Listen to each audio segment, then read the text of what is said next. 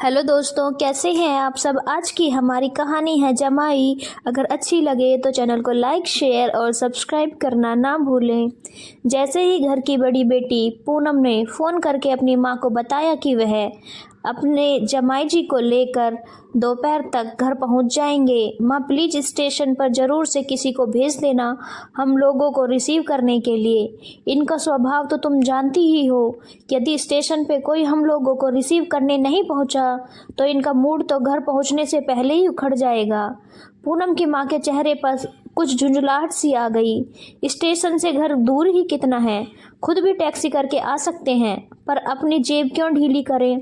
भला नखरा तो ऐसे दिखाते हैं जैसे पहली बार ही आ रहे हों। एक तरफ पूनम के मायके आने की खुशी के भाव थे, वहीं दूसरी तरफ जमाई जी द्वारा की गई उल्टी सीधी फरमाइशों के कारण होने वाली परेशानी भी साफ झलक उठी थी। मन ही मन बुदबुदाते हुए कहा, लो फिर आ गई मुसीबत। बड़ी बहू ने जब उनको इस तरह बुदबुदाते हुए सुना तो झट से बोल उठी, माँ क्या पूनम दीदी व जीजा जी आ रहे हैं।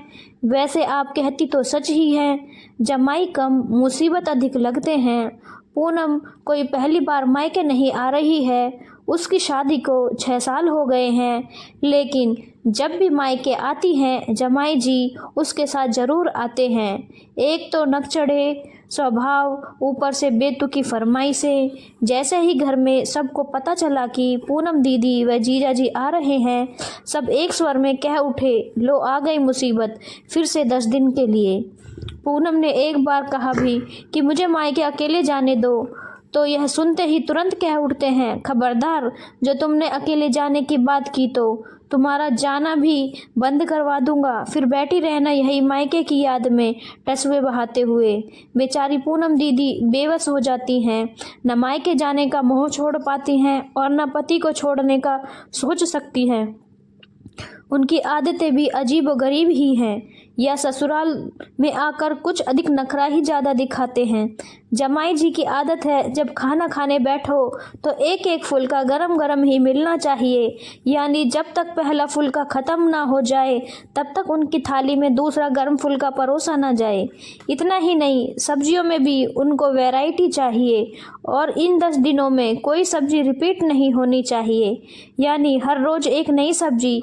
जब तक थाली में 4-5 सब्जियां ना हो खाना उनके गले से नीचे नहीं उतरता। इतना ही नहीं, खाने के बाद स्वीट डिश भी हर रोज़ नई चाहिए। आज यदि आइसक्रीम खाई है तो कल चमचम, फिर अगले दिन गुलाब जामुन। घर के बड़े बच्चे उनकी फरमाइशें पूरी करने के चक्कर में मार्केट में दौड़ते ही रहते हैं। उनकी इन्हीं फरमाइशों को पूरा करने में घर का बजट कभी कभी गड़बड़ाने लगता है।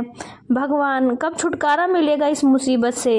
यदि जब कभी भी पूनम दीदी उनको कुछ समझाने की कोशिश करती हैं, नाहक ही आप मेरे घर वालों को तंग करते रहते हैं, तो उनका जवाब होता है, तुमको तो अपने घर वालों की चिंता है, मेरे मान सम्मान की जरा भी चिंता नहीं। अरे हमारी शादी को पूरे 8 साल हो चुके हैं और आप ऐसे बिहेव करते हैं जैसे आज ही बारात लेकर आए हों। यह मायके में आकर कुछ ज़्यादा ही नहीं बोलने लगती हो तुम। जमाई जी डांट कर दीदी को चुप करा देते हैं। पूनम दीदी बेबस हो जाती हैं। इन लोगों के मेरे यहाँ आने से इतनी परेशानी होती है तो बुलाते ही क्यों हो तुम। यदि बुलाया है तो झेलने दो ना। खाने के बाद खाना खाने की आदत भी निराली है। पान में क्या क्या पड़ेगा इसकी लिस्ट भी उनकी लंबी होती है। यदि उनकी पसंद का पान नहीं हुआ तो वे तुरंत नाराज़गी दिखाने लगते हैं। उनकी पसंद का पान भी पूरे 200 रुपये का होता है। इन 10 दिनों में ये नक चढ़े तुनक मिजाज जमाई जी ससुराल में सबकी नाक में दम करके रखते हैं। सच पूछो तो सब राह देखते हैं कि अपने घर वापस जाएं तो इस मुसीबत से छुटकारा मिले। स्वागत सत्कार वही अच्छा होता है जो खुशी से किया जाए।